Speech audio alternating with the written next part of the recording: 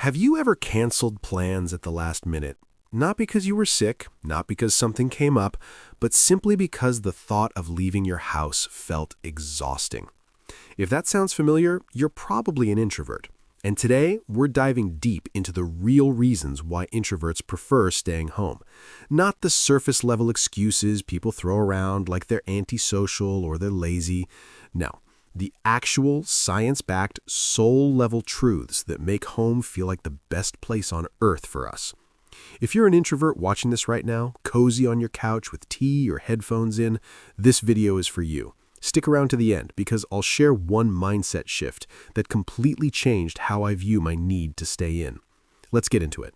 First, and most important, introverts recharge in solitude, while extroverts recharge through social interaction. This is the core difference rooted in how our brains are wired. Researchers, including those building on Carl Jung's original ideas and modern studies on dopamine response, have shown that introverts have a lower threshold for external stimulation. That means crowds, bright lights, loud conversations, even background noise in a coffee shop. It all hits us harder and faster. When an extrovert walks into a party, their brain lights up with dopamine, the reward chemical. They get energized by the buzz. For introverts, the same environment triggers more acetylcholine pathways, which are calming but also draining when overstimulated. Socializing isn't just fun but tiring, it's literally an energy expenditure, like running your phone battery down with every interaction. So when we stay home, we're not avoiding people, we're protecting our battery so we can actually enjoy the people we do care about later. Home is our charging station. Reason number 2. Home is a controlled environment, zero overstimulation. Think about it. Outside, everything is unpredictable.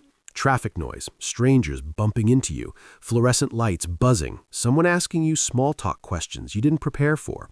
At home, you control the lighting, the sound, the temperature, the vibe.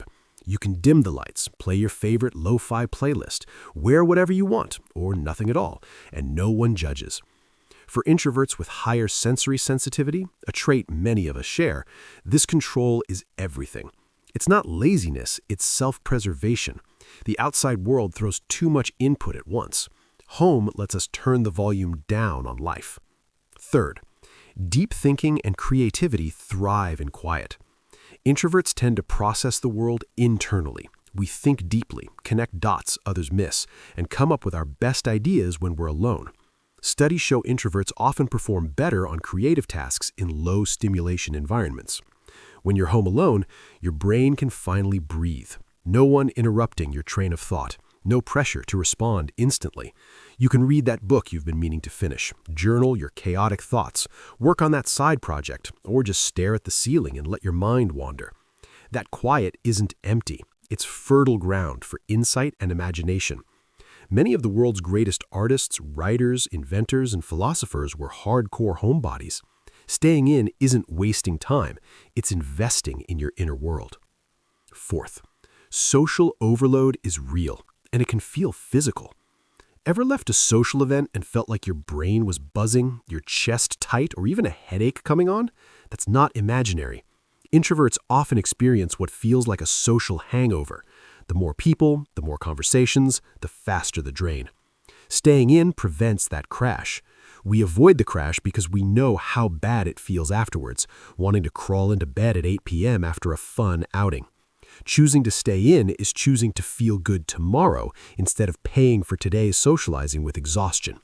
Fifth, we value quality over quantity in relationships. Introverts don't hate people. We hate shallow interactions. Small talk drains us because it feels meaningless. We'd rather have one deep, honest conversation than 10 surface-level ones. Staying in gives us space to nurture the few relationships that actually matter. We text our close friend instead of forcing ourselves to a group hangout. We save our energy for the people who recharge us, not deplete us. And honestly, many introverts have discovered that real connection can happen from home, through calls, voice notes, online communities, without the energy tax of being physically present. Now, let's bust a quick myth. People say introverts are just shy or have social anxiety. Not the same thing. Shyness is fear of judgment. Social anxiety is intense worry about embarrassment. Introversion is about energy direction, where we draw our fuel from. Plenty of introverts are confident in the right settings. We just don't need constant social fuel to feel alive. Staying home isn't running away, it's choosing alignment with how we're built. So, why do introverts really prefer staying home?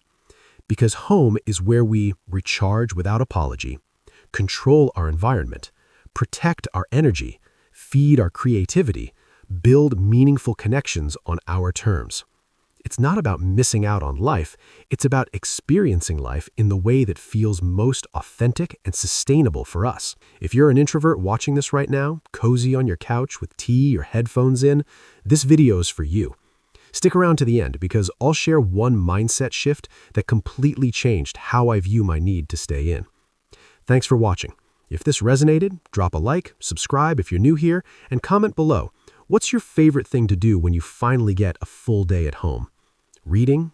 Gaming? Just existing in silence? I read every comment. Until next time, stay home if that's what your soul needs. You've earned it.